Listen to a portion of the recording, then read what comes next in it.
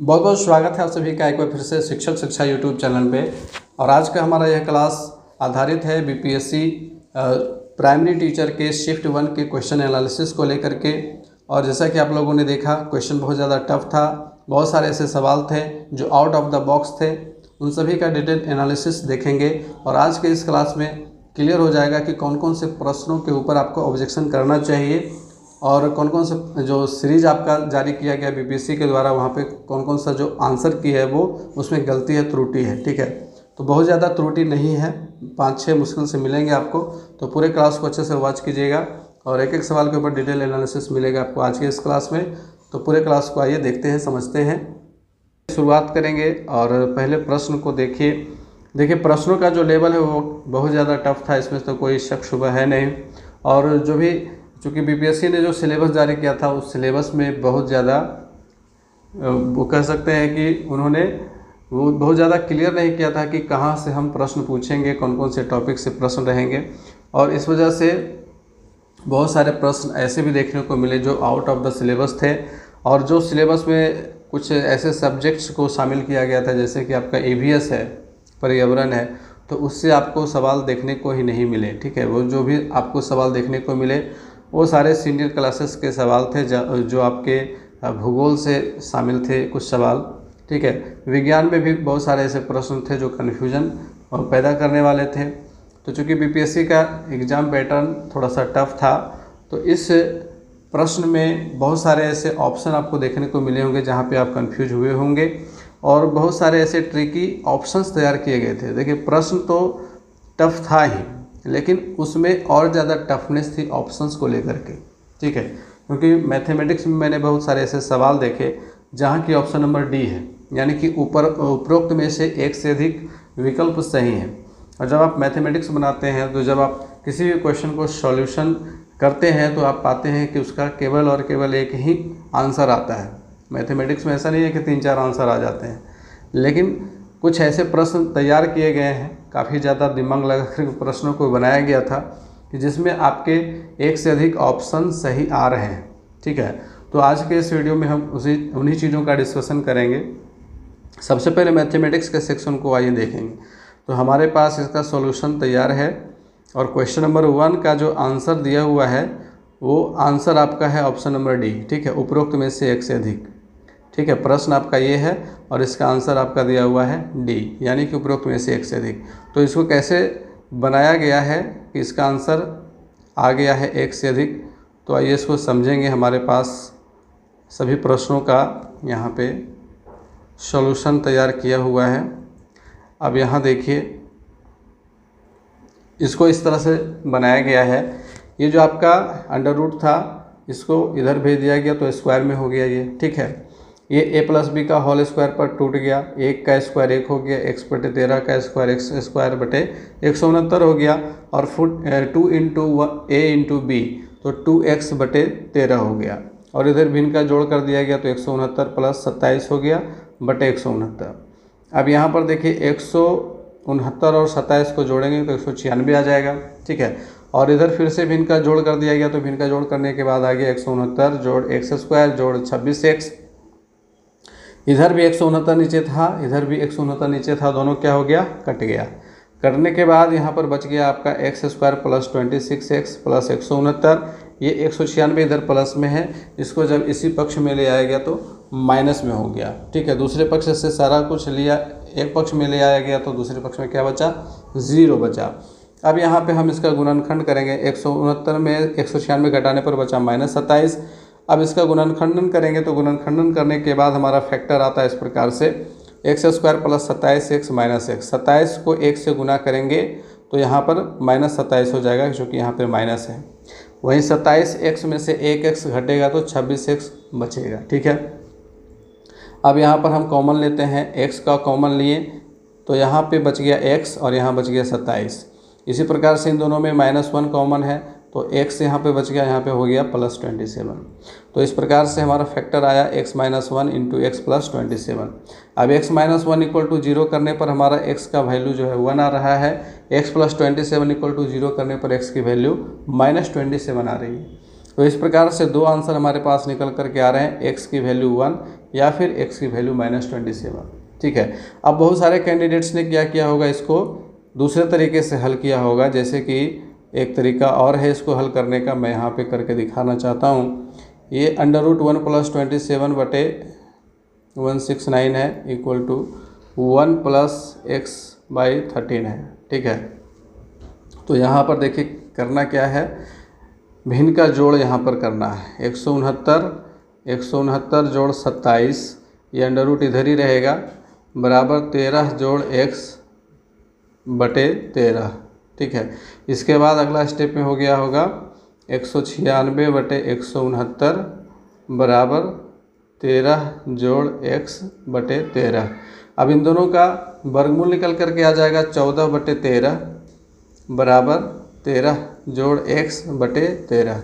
अब 13 दोनों तरफ है कट जाएगा, तो यहाँ पर बच जाएगा 14 बराबर 13 जोड़ x, और x की वैल्यू हो जाएगी 14 घटाओ 13 बराबर x, तो 1 = x। अब यहाँ पर एक ही मान आ रहा है, x बराबर 1।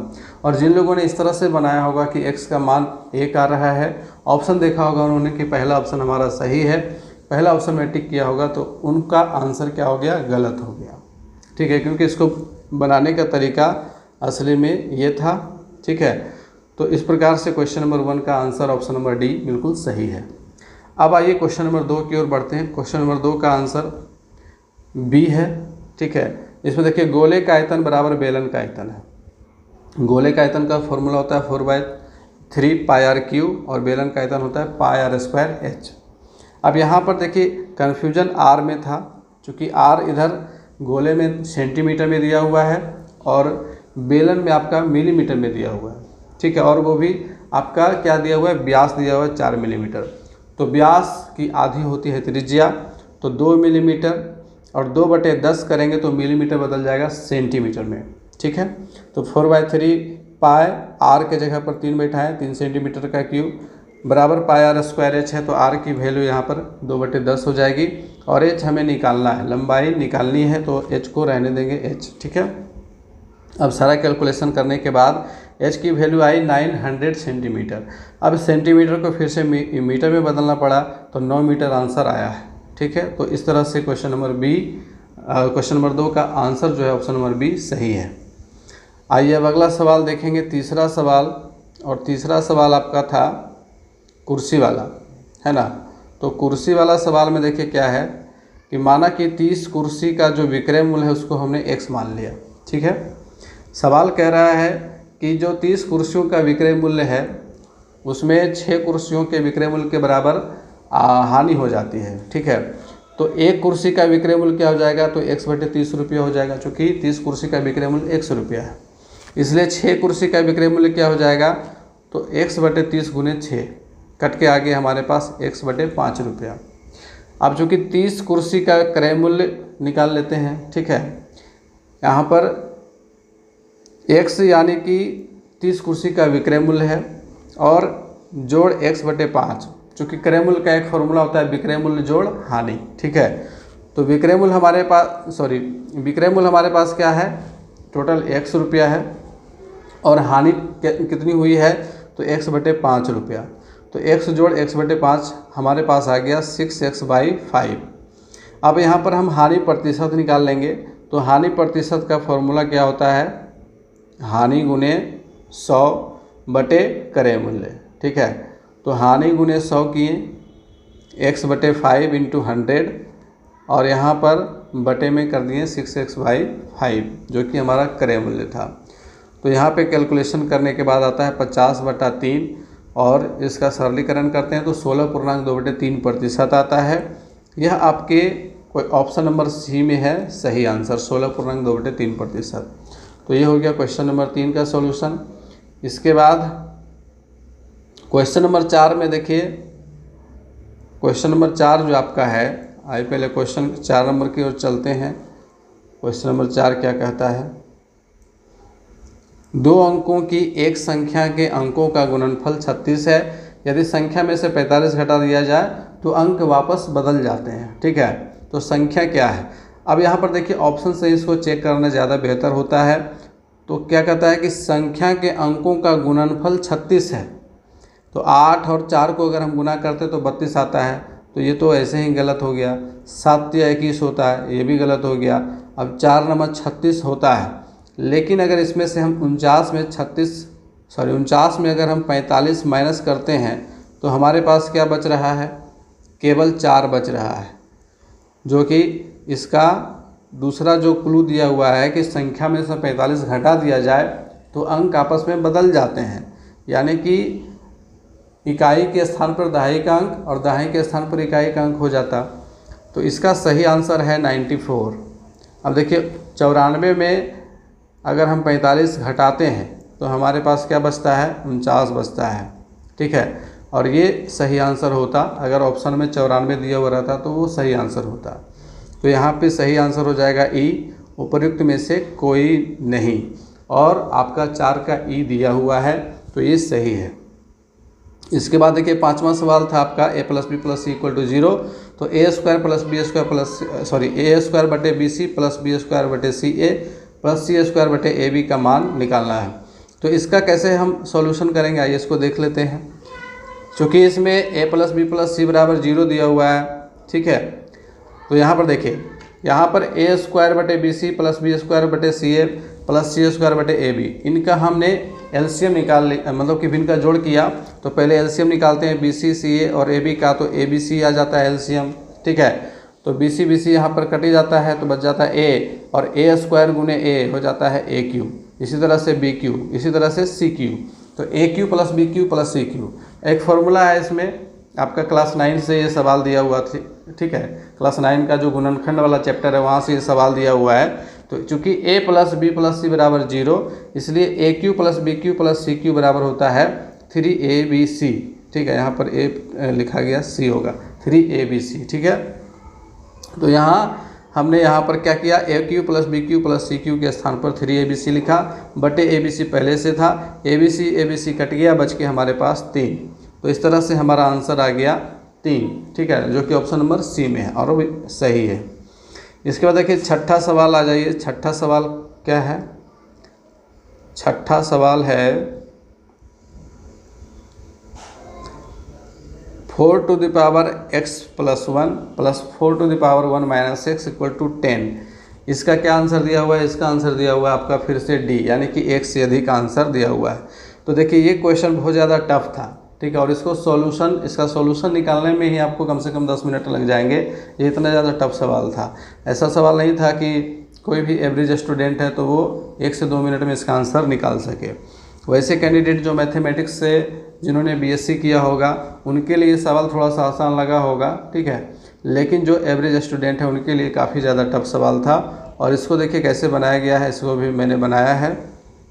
छठा नंबर सवाल देखिए इतना लॉन्ग प्रोसेस से बना है। तो यहाँ पर इसका सॉल्यूशन इस तरह से हम देखेंगे। अब यहाँ देखिए 4x + 1 + 4 x। अब यहाँ पावर चूँकि x + 1 है तो इसको हम ये फार्मूला से तोड़ रहे हैं। जैसे देखिए अगर हम a⁴n × a⁴m लिखते हैं तो इसका क्या हो जाता है, a⁴n + m हो जाता है, फार्मूला है, ठीक है। तो यहाँ पर हम इसी के अकॉर्डिंग इसको तोड़ दिए हैं। 4 पर पावर 1 गुणे 4 पर पावर x, इन दोनों को फिर से जब हम लिखेंगे तो 4 पर पावर हो जाएगा 1 + x या x + 1, ठीक है। इसी प्रकार से यहाँ पर तोड़ा गया है 4 पर पावर 1 गुणे 4 पर पावर -x। अब यहाँ 4 दोनों में कॉमन है तो 4 कॉमन आ गया, इधर बच गया 4/4x और इधर बच गया 4 -x, ठीक है। अब यहाँ 4 ये इधर चला आया तो 10/4 हो गया, ठीक। 4 पर पावर x जोड़ 1/4 पर पावर x बराबर 10/4। अब ये कट के बच गया 5/2, ठीक है। तो 4 पर पावर x जोड़ 1/4 पर पावर x बराबर 5/2। ये एक समीकरण हमारा बन गया यहाँ पर। अब यहाँ हम मान लेंगे कि 4 पर पावर x का जो वैल्यू है वो हम a मान लेते हैं, ठीक है। a मानने के बाद हम इसको जब समीकरण 1 में पुट करते हैं तो a + 1/a बराबर 5/2 आ जाता है, ठीक है। अब यहाँ भिन्न का जोड़ हो गया, ठीक। a यहाँ पर एलसीएम आ गया, ए स्क्वायर प्लस 1 बराबर 5/2। अब यहाँ पर क्या हो गया, ए को यहाँ 5 से गुना कर दिए क्रॉस मल्टीप्लिकेशन, और 2 को इधर दोनों से गुना कर दिए, तो हो गया 2a स्क्वायर प्लस 2 बराबर 5 है। तो यहाँ पर 2a square minus 5a plus 2 equal to 0। तो यहाँ पर हम फिर से इसका गुणनखंडन करेंगे, तो -4a माइनस a, चूँकि -4 और -a ये दोनों जुटेगा तो -5a हो जाएगा, ठीक है। और 4 को 1 से गुना करेंगे तो 4 आएगा, ठीक है। और यहाँ पर 2 दूनी 4 होता है, तो इस प्रकार से फैक्टर आ गया। 2a कॉमन यहाँ पे हो गया, a माइनस 2 -1 कॉमन, तो a माइनस 2 इधर भी आ गया, तो a minus 2 into 2a minus 1 ये हमारा गुणनखंड निकल करके आ गया इसका। अब a माइनस 2 इक्वल टू 0 लेते हैं तो a बराबर 2 आता है, ठीक है। उसी तरह से a बराबर 1/2 आ जाता है, ठीक है। ये -1 इधर जाएगा तो +1 हो जाएगा, और 2a है तो ये इधर आएगा तो /2 हो जाएगा, ठीक है। तो यहाँ पे भी 2 आंसर हमारा निकल करके आ रहा है। x की वैल्यू 1/2, चूँकि 4 टू द पावर x को हमने a माना था और a की वैल्यू आ गई 2, ठीक है। अब देखिए 4 पर पावर x को हम लिख सकते हैं 2 पर पावर 2x, ठीक है, क्योंकि 2 का स्क्वायर 4 होता है। उसी तरह से 2 पर पावर 1 है यहाँ पे, ठीक। 2 यहाँ पर कट जाएगा तो बच जाएगा 2x बराबर 1, तो x बराबर क्या हो जाएगा 1/2, ठीक है। उसी प्रकार से इधर हमने सॉल्यूशन इसका निकाला। 4 पर पावर x को हमने a माना था, और a का मान यहाँ पर आ रहा है 1/2, तो इसको भी 2 पर पावर 2x के रूप में लिखें, बराबर 1/2 लिखें, ठीक। अब यहाँ देखिए 2 पर पावर 2x गुने 2 पर पावर 1, ठीक है, इस रूप में इसको लिख दिए। चूँकि यहाँ पर ये 2 है, इधर गुना में आ गया, बराबर 1 बच गया इधर। अब इसको भी 2 पर पावर 0 के रूप में लिखें, चूँकि यहाँ पर 2 पर पावर 0 का मान क्या होता है 1 होता है, ठीक है। इसीलिए हमने इसको इस तरह से लिखा है ताकि हमारा पैटर्न बन जाए। 2 पर पावर 2x जोड़ 1 यहाँ पर हो जाएगा, चूँकि 2 इंटू 2 यहाँ पर है, ठीक है। तो a to the power n into a to the power m equal to a to the power n plus m होता है। तो यहाँ पर देखिए 2 फिर से कट गया, तो बच गया 2x प्लस 1 इक्वल टू 0, यानी कि +1 को इधर जब भेजेंगे तो -1 हो जाएगा, और x बराबर -1/2 होगा। तो बहुत ज़्यादा यहाँ पे लंबा कैलकुलेशन था और काफ़ी ज़्यादा दिमाग वाला कैलकुलेशन था। तो यहाँ पे भी 2 आंसर आ रहा है, और इसलिए इसका भी आंसर जो है बिल्कुल सही है। अब आइए क्वेश्चन नंबर 7 की ओर बढ़ा जाए। क्वेश्चन नंबर 7 देखिए, क्वेश्चन नंबर 7 आपका है, एक बार फिर से ये गुणनखंड बहुपद वाला सवाल है, और इसमें देखिए कहता है x³ - 3x² + x + 2 को एक बहुपद gx से विभाजित करने पर भागफल और शेष क्रमशः इतना और इतना बचता है, तो gx क्या है, ठीक है। आपका सही आंसर यहाँ पर दिखा रहा है 7 का a है, x - 2 है, लेकिन ये आंसर गलत है। बीपीएससी ने ये जो आंसर जारी किया है ये बिल्कुल गलत है। यहाँ पे सही आंसर होगा उपयुक्त में से कोई भी नहीं। ये जो तीनों ऑप्शन दिए गए हैं ये तीनों ही गलत हैं, क्योंकि मैंने तीनों से बारी बारी भाग देकर देखा है, तीनों में से किसी में भी ये जो आपका भागफल और शेषफल दिया हुआ है इतना नहीं आ रहा है, ठीक है। तो x - 2 यहाँ पर जो आंसर बीपीएससी के द्वारा जारी किया गया है वो बिल्कुल ही गलत है। जैसे कि x - 2 से आप जब भाग दीजिएगा x³ - 3x² plus x plus 2 को, तो भाग करने के बाद पहले तो x² से भाग लगेगा, तो x³ - 2x² होगा, माइनस और यहाँ पे प्लस हो जाएगा, ये प्लस माइनस कट गया, -3x² प्लस 2x², तो क्या हो जाएगा -x² हो जाएगा, प्लस x उतर जाएगा। अब यहाँ हम -x से इसको गुना करेंगे तो x और -x होगा, -2x माइनस x क्या हो जाएगा +2x हो जाएगा। यहाँ पर हो जाएगा प्लस और यहाँ हो जाएगा माइनस। अब देखिए कट गया, x में से 2x घट गया, तो यहाँ क्या बचेगा -x बचेगा, -x और फिर +2 यहाँ आ गया। अब यहाँ -1 से क्या होगा गुना हो जाएगा, तो -x और माइनस माइनस क्या हो जाएगा +2, है ना। तो ये प्लस हो जाएगा, ये माइनस हो जाएगा, तो ये बिल्कुल कट के आ जाता है 0। ठीक, तो यहाँ पे शेषफल हमारा आ गया 0, और यहाँ कह रहा है कि शेषफल -2x + 4 होना चाहिए। तो फिर इसका सही आंसर x - 2 नहीं हो सकता है, ये बिल्कुल कन्फर्म है। तो क्वेश्चन नंबर 7 के ऊपर आप वो जो ऑब्जेक्शन का क्राइटेरिया है वो आप कर सकते हैं। ठीक है, ऑब्जेक्शन आप इसमें डाल सकते हैं। इसके बाद क्वेश्चन नंबर 8 की ओर आते हैं। क्वेश्चन नंबर 8 का सॉल्यूशन भी बना हुआ है, तो आइए सॉल्यूशन को देखेंगे। क्वेश्चन नंबर 8 की ओर बढ़ते हैं। क्वेश्चन नंबर 8 आपका है ये, और ये काफ़ी ज़्यादा फेमस क्वेश्चन है। यहाँ पर देखिए, ये आपका खिलौना है, आधा इसका भाग शंकु के आकार का है और आधा अर्धगोले के आकार का है। पूरे खिलौने की ऊंचाई 14.5 सेंटीमीटर है, जिसमें शंकु का जो भाग है वो 11 सेंटीमीटर का हो जाएगा। चूँकि अर्धगोले का जो व्यास है वो 7 सेंटीमीटर है, तो 7 सेंटीमीटर का आधा 3.5 सेंटीमीटर होता है, जो कि इसकी त्रिज्या है। ठीक है, और त्रिज्या को हम क्या करेंगे, माइनस कर देंगे, तो शंकु के भाग की ऊंचाई आ जाएगी 11 सेंटीमीटर। ठीक है, तो यहाँ पर हम खिलौने का आयतन निकालेंगे, तो खिलौने का आयतन क्या हो जाएगा, शंकु का आयतन जोड़ अर्धगोले का आयतन। तो शंकु का आयतन 1/3 πr² h होता है, और अर्धगोले का आयतन 2/3 πr³ होता है। यहाँ पर r का मान 3.5, इधर r का मान 3.5, दोनों r इक्वल है, दोनों की त्रिज्या बराबर है। ठीक है, अब यहाँ देखिए पाई इंटू 3.5 का स्क्वायर, ये दोनों कॉमन आ गया। ठीक है, इधर बच गया 1/3 × 11, इधर बच गया 2/3 × 3.5। ठीक है, कैलकुलेशन को सरल करने के लिए इस तरह से बनाया गया है। यहाँ पर पाई का मान 22/7 आ गया, 3.5 का स्क्वायर था तो 35/10 × 35/10 हो गया। ठीक, उसके बाद इधर 11/3 जोड़ 7/3 आ गया, 3 का लघुत्तम 3 हो जाएगा, तो 7 और 11, 11 7 18, 18/3 हो गया।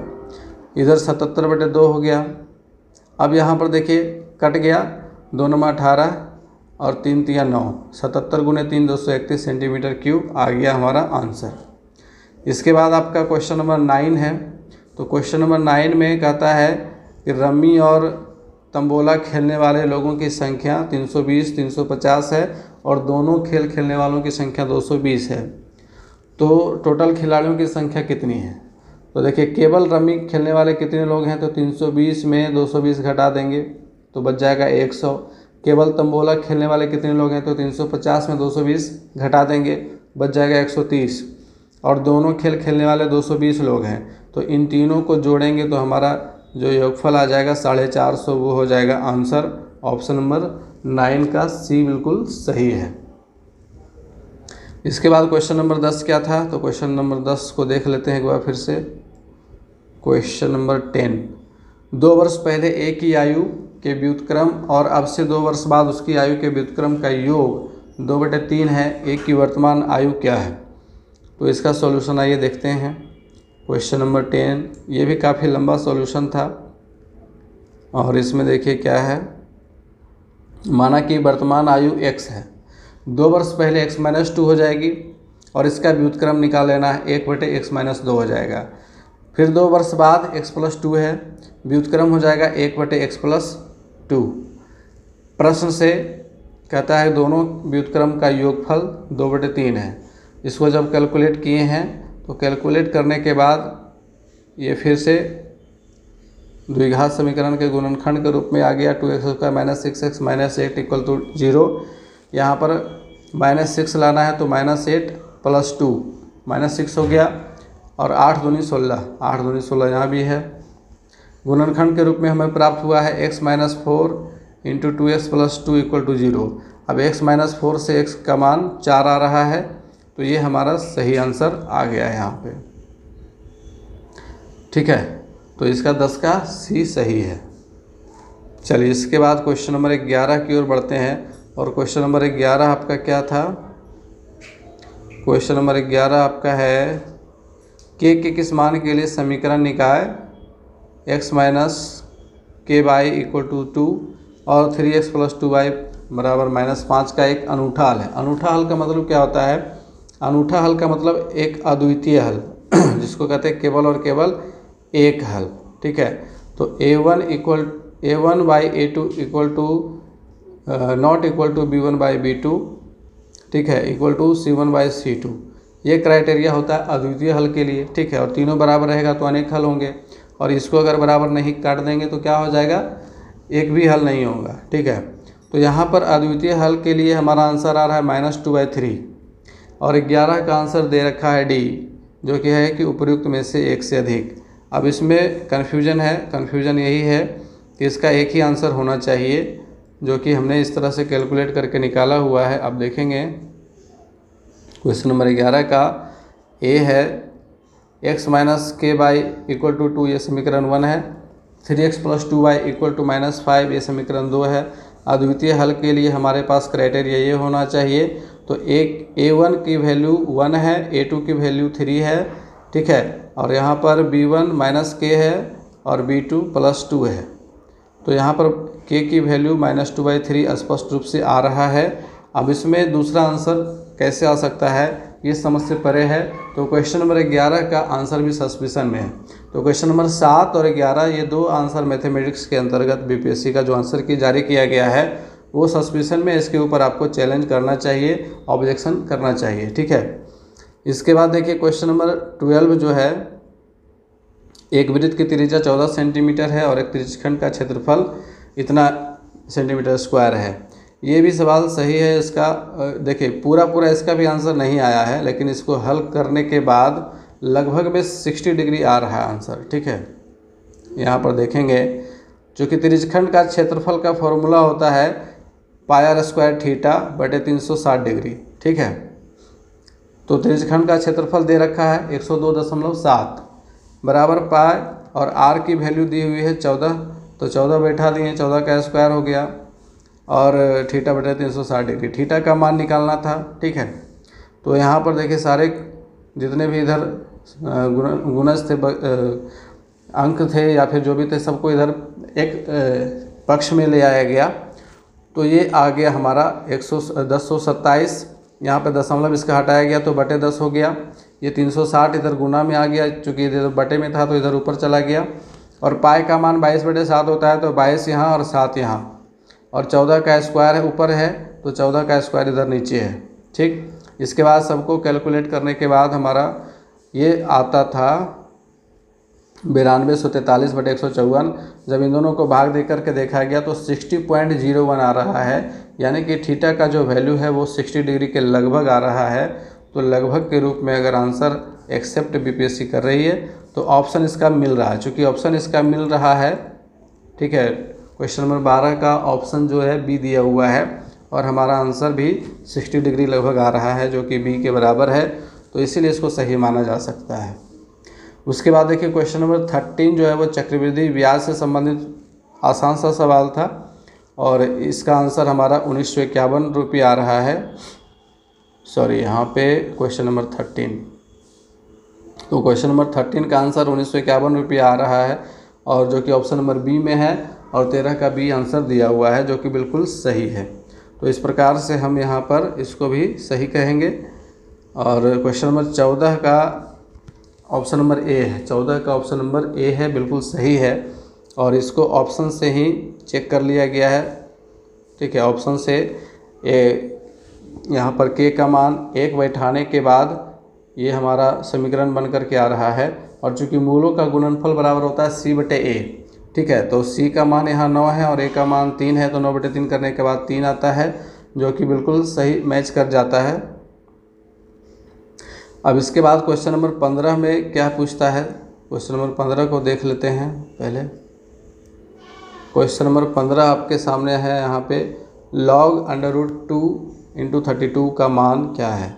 तो इसका मान, इसको भी यहाँ पे कैलकुलेट किया गया है। क्वेश्चन नंबर 15 को देख लेंगे। क्वेश्चन नंबर 15 देखिए यहाँ पे है, देखिए log √2 है × 32 है, तो इसको इस प्रकार से लिख सकते हैं log 32 बटे log 2 पर पावर 1/2, चूँकि इसका अंडर रूट है तो अंडर रूट को हम पावर में 1/2 लिखते हैं, ठीक है। इसके बाद log 32 को log 2 पर पावर 5 के रूप में लिख सकते हैं, कोई दिक्कत नहीं है, log 2 पर पावर 1/2 है, ठीक। तो इसको हम इस प्रकार से लिखेंगे 5 log 2 और इधर हो जाएगा 1/2 log 2। इसके बाद log 2 कैंसिल हो जाएगा, 5/1/2 बचेगा, ये 2 ऊपर चला जाएगा, गुना हो जाएगा, 5 गुने 2 बराबर 10। तो इसका आंसर तो ऑप्शन नंबर सी बिल्कुल सही है, क्वेश्चन नंबर 15 का आंसर सी है। इसके बाद देखिए 16 का भी आंसर सही है। 16 का भी जब कैलकुलेट किया गया तो जो ऑप्शंस में दिए हुए हैं उनमें से कोई भी मैच नहीं कर रहा था, तो इसीलिए ई हो गया। देखिए क्वेश्चन नंबर 16 था कि आपका एक समकोण त्रिभुज है और समकोण त्रिभुज का जो आधार है, जो इसका लंब है वो आधार से 6 सेंटीमीटर कम है और इसका ये दिया हुआ है कर्ण √218। तो कहता है कि दोनों भुजा बताइए, ठीक है। तो यहाँ पर हमने मान लिया कि आधार जो है वो x है, इसलिए लंब x - 6 हो गया, ठीक है। और चूंकि पाइथागोरस प्रमेय क्या कहता है, कर्ण का स्क्वायर लंब के स्क्वायर जोड़ आधार के स्क्वायर के बराबर होता है। तो इसी फॉर्मूले के अकॉर्डिंग जब हमने मान को पुट किया है, मान को पुट करने के बाद कैलकुलेशन करने के बाद x की वैल्यू 13 आ रही है, यानी कि आधार 13 है और लंब 13 में से 6 घट जाएगा तो 7 बचेगा, और जो कि ये दोनों सही आंसर है, लेकिन ये ऑप्शन में नहीं है, 13, 7 ऑप्शन में नहीं है, इसलिए ऑप्शन नंबर ई यहाँ पे सही हो जाएगा। और आपका यहाँ पे आंसर शीट में भी ई दिया हुआ है। तो इस तरह से क्वेश्चन नंबर 16 तक आपका जो मैथ है वो यहाँ पे कंप्लीट होता है। इसके बाद आइए क्वेश्चन नंबर 17 से बढ़ेंगे आगे। क्वेश्चन नंबर 17 से देखेंगे आगे की ओर।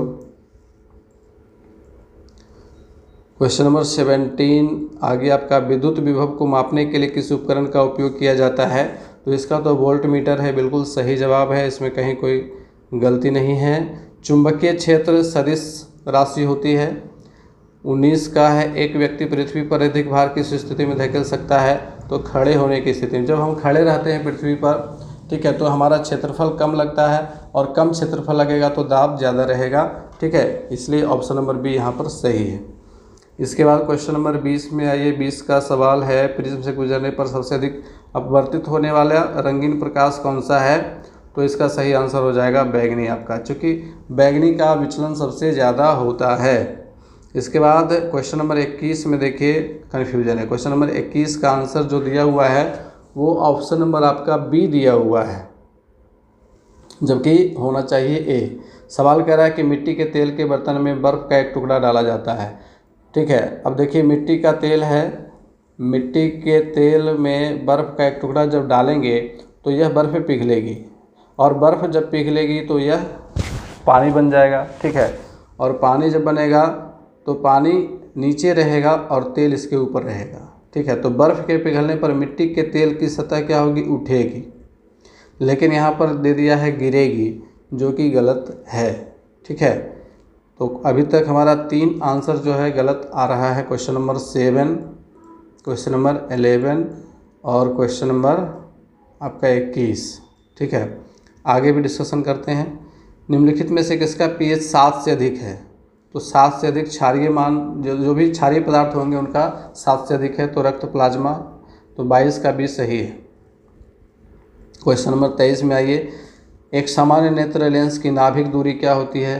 अब इसमें बहुत सारे लोगों ने 25 सेंटीमीटर लगा दिया होगा, लेकिन यहाँ पर देखिए जब इसका आप इंग्लिश वर्जन पढ़िएगा तो आपको यहाँ पे क्लियर हो जाएगा। कहता है the focal length of normal eye lens, यानी कि आँख में जो लेंस लगा हुआ है तो उस लेंस की जो फोकल लेंथ है, फोकस दूरी क्या है, ठीक है। तो आँख में जो लेंस लगी हुई है उसकी फोकस दूरी 2 सेंटीमीटर होती है, ठीक है। आँख में जो लेंस लगी हुई है उसकी फोकस दूरी 2 सेंटीमीटर होती है, और ये सही है, ठीक है, ये गलत नहीं है। जबकि शुरू में मैंने जब इस प्रश्न को देखा था तो मैं भी वहाँ पे कंफ्यूज हो गया था, क्योंकि देखिए इसका जो प्रचलित प्रश्न है वो है सामान्य नेत्र की निकट, जो सबसे कहते हैं कि निकटतम दूरी वो क्या होती है, तो वो 25 सेंटीमीटर होती है, और जो अधिकतम दूरी होती है वो अनंत होती है, ठीक है। एक स्वस्थ मनुष्य के जो सामान्य नेत्र की अधिकतम दूरी होगी वो अनंत होगी और न्यूनतम दूरी 25 सेंटीमीटर होती है। लेकिन यहाँ सवाल बदल दिया गया है। सवाल कह रहा है कि आँख का जो लेंस होता है उस लेंस की फोकस दूरी क्या होती है। ठीक है, सभी लेंस की अपनी अपनी फोकस दूरी होती है। ठीक है, जैसे कि आप अगर मार्केट से कोई लेंस खरीदिएगा, हमारे पास साइंस किट है स्कूल में, तो साइंस किट में हमारे पास अलग अलग तरह के लेंस है। किसी की 20 सेंटीमीटर है फोकस दूरी, ठीक है, किसी का 25 सेंटीमीटर फोकस दूरी उस पर लिखा हुआ है। तो उसी तरह से जो हमारी आँखों में लेंस लगा हुआ है उसकी फोकस दूरी मात्र 2 सेंटीमीटर है और ये सही है, इसमें कहीं कोई गड़बड़ी नहीं है।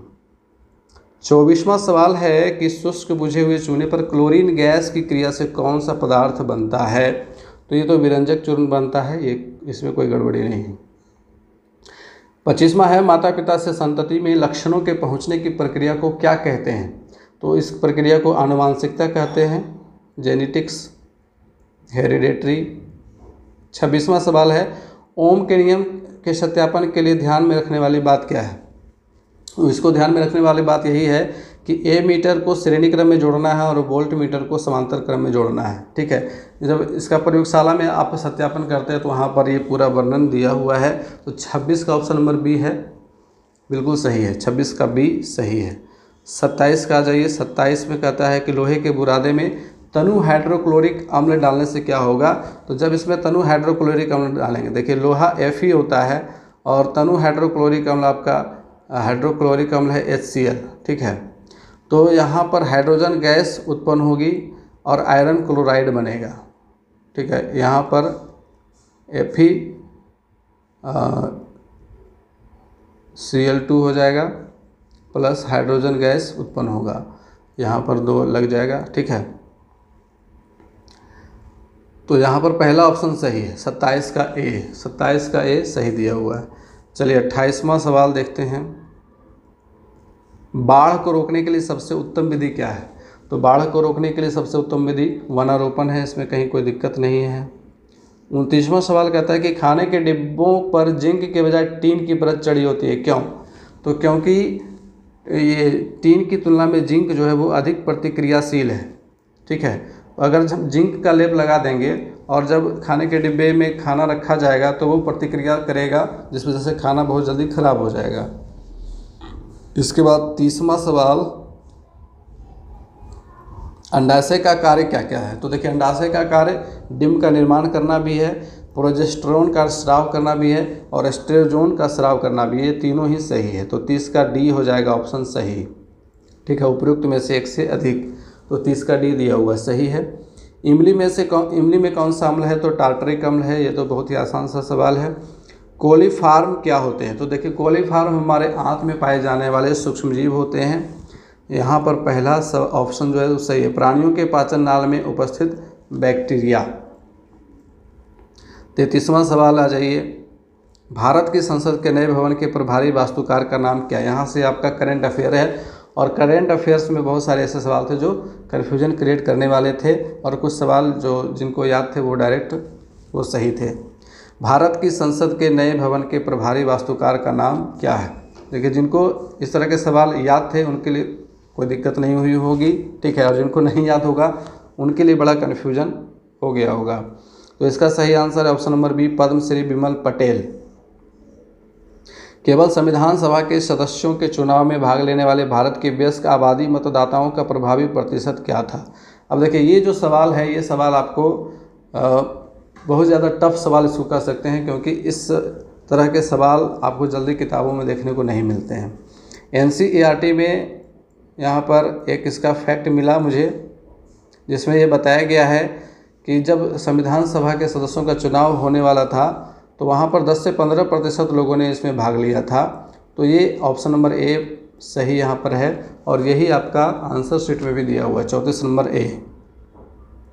35वां सवाल है, किस राज्य ने अप्रैल 2023 में ट्रांसजेंडर समुदाय को OBC का दर्जा दिया है। तो ये मध्य प्रदेश की एक बहुत प्रसिद्ध घटना रही है।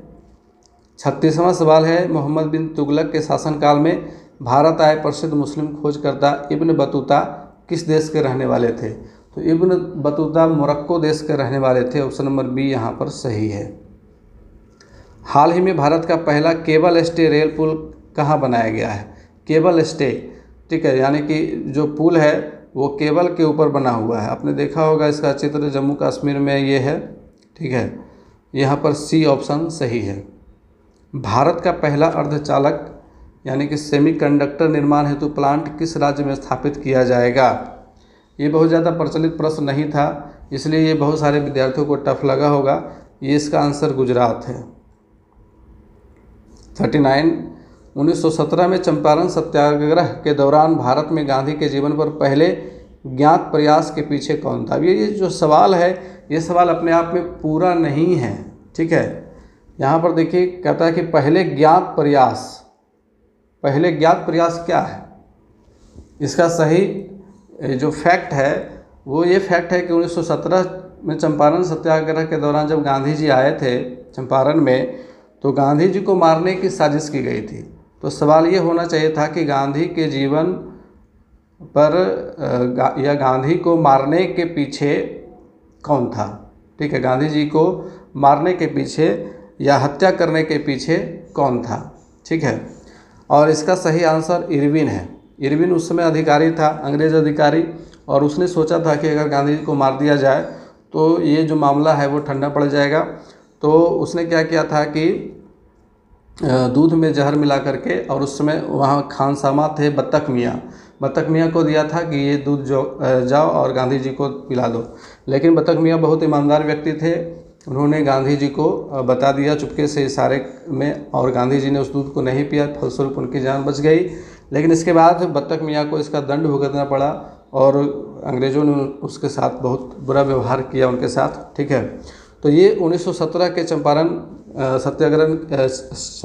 सत्याग्रह की घटना है। और इसका जो रेफरेंस है ये मैंने एनसीईआरटी में ढूंढा, वहाँ नहीं मिला, एससीईआरटी में ढूंढा, वहाँ भी नहीं मिला। तो इस तरह के प्रश्न तैयार करने के पीछे का उद्देश्य बहुत समझ से परे है। दरअसल ये जो सवाल है, चंपारण के सेनानी नाम से किताब है, और इसी किताब से यह फैक्ट लिया गया है। तो सोचिए कि आउट ऑफ द सिलेबस जाकर के ऐसे सवाल लिए जाना, ये कहीं ना कहीं अभ्यर्थियों के साथ बहुत ही नाइंसाफ़ी कर सकते हैं इसको। चंपारण सत्याग्रह से और भी सवाल थे, वो इसमें शामिल किए जा सकते थे। निम्न में से कौन सा देश हाल ही में गठित I2U2 ग्रुपिंग का सदस्य है? ये I2U2 का मतलब क्या है? देखिए, I2 का मतलब है I से शुरू होने वाले दो देश और U से शुरू होने वाले दो देश। I से शुरू होने वाले दो देश कौन से हैं? India and Israel. U से शुरू होने वाले हैं USA और UAE, ठीक है। तो यहाँ पे आपका इंडिया भी है, इजराइल भी है, UAE भी है। तो यहाँ पे ऑप्शन नंबर डी हो जाएगा उपयुक्त में से एक से अधिक सही। अगला है 17 मार्च 2023 को अंतर्राष्ट्रीय आपराधिक न्यायालय ने किसके विरुद्ध गिरफ्तारी वारंट जारी किया? तो ये तो रूसी राष्ट्रपति व्लादिमीर पुतिन के विरुद्ध गिरफ्तारी वारंट जारी किया गया, और इसके पीछे कारण तो आप सभी को पता है, रूस यूक्रेन का युद्ध। तृतीय भारत प्रशांत द्वीपीय सहयोग मंच FIPIC शिखर सम्मेलन आयोजित कहाँ हुआ था? बहुत ही प्रसिद्ध घटना इसमें हुई थी, पापुआ न्यू गिनी में यह हुआ था, और वहाँ के राष्ट्रपति ने भारत के प्रधानमंत्री का पैर छू करके स्वागत किया था, जो बहुत ज़्यादा सुर्खियों में रहा था। घटना ये जो था ये बहुत ही सुर्खियों में रहा था। अगला सवाल है, रोवन विल्सन किस शहर के पहले अश्वेत मुख्य न्यायाधीश नियुक्त किए गए हैं? अब ये सवाल भी आउट ऑफ द सिलेबस है, बिल्कुल इस तरह के सवाल नहीं पूछे जाने चाहिए थे, क्योंकि ये सवाल आपका अंतर्राष्ट्रीय लेवल का भी कोई बहुत ज़्यादा महत्वपूर्ण मुद्दा नहीं है। ये आपका USA यानी कि अमेरिका की एक घटना है। अमेरिका में रोवन विल्सन न्यूयॉर्क में न्यायाधीश नियुक्त किए गए हैं, ठीक है। लेकिन इतना कौन डिटेल में जाकर के ये सारी चीज़ें याद रखता है? आप इसके स्थान पर बिहार से संबंधित करेंट अफेयर्स पूछ सकते थे, भारत से संबंधित करेंट अफेयर्स पूछ सकते थे, बहुत सारे ऐसे घटनाएं हुई हैं। अगला सवाल है, निम्न में से किस देश की संसदीय समिति ने हाल ही में सिफारिश की है कि भारत को नाटो प्लस समूह का हिस्सा बनाया जाना चाहिए? ये देखिए अंतर्राष्ट्रीय स्तर का एक महत्वपूर्ण सवाल है, ये अच्छा सवाल है, और ये USA के द्वारा किया गया है। अगला सवाल है अंतर्राष्ट्रीय बुकर पुरस्कार 2023। अंतर्राष्ट्रीय बुकर पुरस्कार की चर्चा मैंने की थी। 2022 वाला सवाल मेरे क्लास में दिया हुआ था, यहाँ 2023 से पूछा गया। 2023 में जॉर्जी गोस्पोडिनोव को दिया गया है, पहला ऑप्शन सही है। 46वां है ट्विटर के नए मुख्य कार्यकारी अधिकारी यानी कि CEO कौन है। अब इसमें बहुत सारे बच्चों ने एलन मस्क मार दिया, ठीक है, चूँकि एलन मस्क ने ट्विटर को ख़रीदा था, लेकिन CEO तो उसने खुद को थोड़े नियुक्त किया था, वो तो खरीद लिया और CEO जो है दूसरे को नियुक्त किया। पराग अग्रवाल उस टाइम पे CEO थे, उसको हटा करके उसने लिंडा याकारिनो को CEO नियुक्त किया था।